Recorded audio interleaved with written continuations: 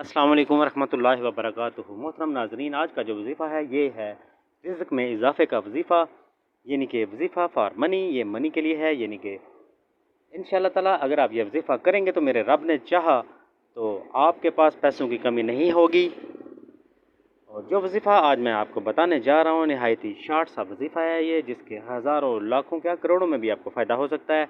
Just आपकी नीयत साफ़ होनी चाहिए, आपका दिल साफ़ होना चाहिए, और जो तरीका और जिस तरीके से मैं आपको बताऊंगा आपने सेम वैसे ही ये वज़ीफ़ा करना है इंशाअल्लाह ताला। जस्ट अल्लाह पे यकीन होना चाहिए, तो अल्लाह ताला आसानियाँ पैदा करता है।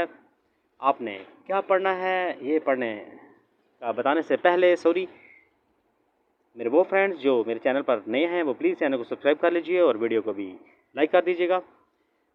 आपने जो वर्ड्स, दो वर्ड हैं जो आपने पढ़ने हैं, या गनी या मुगनी, या गनी या मुगनी, ये दो वर्ड आपने पढ़ने हैं। और ये पढ़ने किस तरीके से हैं, कोशिश तो करें कि हर नमाज के बाद ये आप तकरीबन 100 दफ़ा पढ़ लें, या वैसे डेली अगर आप 100 दफ़ा पढ़ते हैं प्रॉपर सुबह उठ के, तो इंशाअल्लाह ताला आपके रिज़्क़ में इज़ाफ़ा होगा और मुकम्मल तरक्की मिलेगी।